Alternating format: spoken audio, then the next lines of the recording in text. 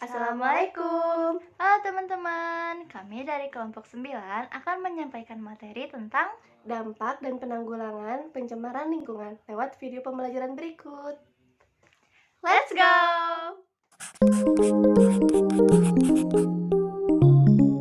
Terlebih dahulu, kami akan memperkenalkan dosen pengampu mata kuliah pendidikan lingkungan, yaitu Dr. Andes Haji Ahmad Mulyadi MPD dan Ibu Mimi Halimah MPD. Selanjutnya ada perkenalan dari kelompok kami. Halo, saya Rifka Eka Saputri dengan NPM 215040025.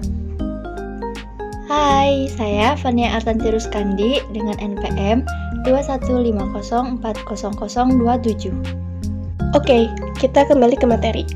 Apa kalian tahu apa itu pencemaran lingkungan hidup? Pencemaran lingkungan hidup adalah masuk atau dimasukkannya makhluk hidup, zat, energi, dan komponen lain ke dalam lingkungan hidup oleh kegiatan manusia, sehingga melampaui baku mutu lingkungan hidup yang telah ditentukan. Setiap tindakan pasti akan berdampak negatif maupun positif. Dampak adalah pengaruh kuat yang mendatangkan akibat baik negatif maupun positif. Ada 3 jenis pencemaran lingkungan hidup. Yang pertama, ada pencemaran air, yang kedua, pencemaran tanah, dan yang ketiga, ada pencemaran udara.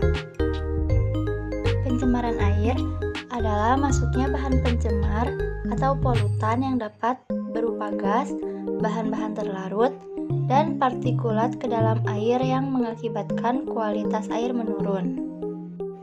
Dari pencemaran air, pasti ada beberapa dampak, seperti yang paling sederhana yaitu berdampak pada kesehatan masyarakat luas. Lalu, tergantungnya kehidupan organisme air karena menurunnya jumlah oksigen. Meningkatkan kecepatan reaksi kimia, air yang tercemar adalah air yang telah mengandung aneka bahan polutan.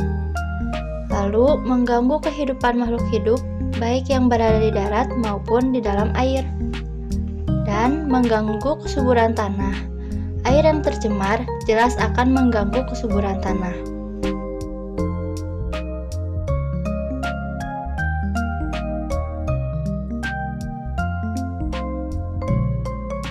Setelah adanya dampak dari pencemaran air, tentunya kita harus melakukan penanggulangan, seperti rutin melakukan upaya membersihkan saluran air dan sumber air.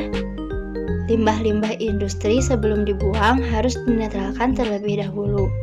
Lalu, melakukan pengolahan limbah dengan benar, mengurangi penggunaan pestisida dalam membasmi hama pada tanaman, melarang pembuangan sampah ke selokan atau parit, sungai, danau, dan laut, dan menggunakan deterjen yang ramah lingkungan. Yang selanjutnya ada pencemaran tanah. Pencemaran tanah adalah keadaan di mana bahan kimia buatan manusia masuk dan merubah lingkungan tanah yang alami. Berikut ini ada beberapa dampak dari pencemaran tanah, seperti berdampak juga pada kesehatan manusia, dampak pada pertanian, terutama perubahan metabolisme tanaman yang pada akhirnya dapat menyebabkan penurunan hasil pertanian, keracunan sumber air bawah tanah, kesuburan tanah yang menurun, dan yang terakhir, kematian banyak organisme tanah, seperti cacing tanah. Di dalam tanah dapat menyebabkan perubahan struktur tanah.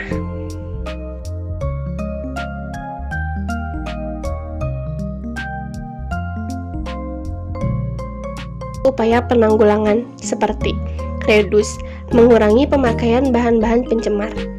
Lalu, reuse, menggunakan kembali barang untuk kegunaan yang sama. Recycle, melakukan daur ulang bahan pencemar. Dan yang terakhir, ada repair, melakukan pemeliharaan. Dan yang terakhir, ada pencemaran pada udara. Pencemaran udara adalah kehadiran satu atau lebih substansi fisik, kimia, atau biologi di atmosfer dalam jumlah yang dapat membahayakan kesehatan manusia, hewan, dan tumbuhan. Pencemaran udara pun memiliki dampak seperti masalah kesehatan, karena efek polusi udara mengkhawatirkan sebab memengaruhi pernafasan, jantung, bahkan menyebabkan kanker pada tubuh manusia. Lalu, perubahan langsung yang dialami seluruh dunia karena pemanasan global. Menipisnya lapisan ozon yang menipis berakibat tembusnya sinar UV ke bumi dan menyebabkan masalah kulit dan mata.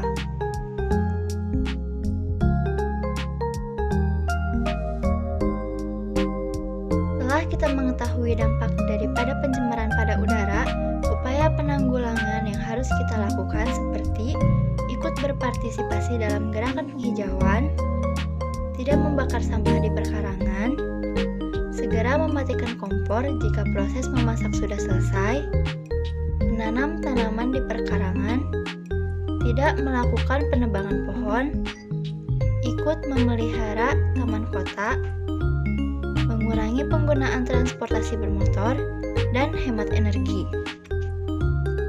Teman-teman, tidak terasa materi dari kelompok kami telah usai sampai di sini.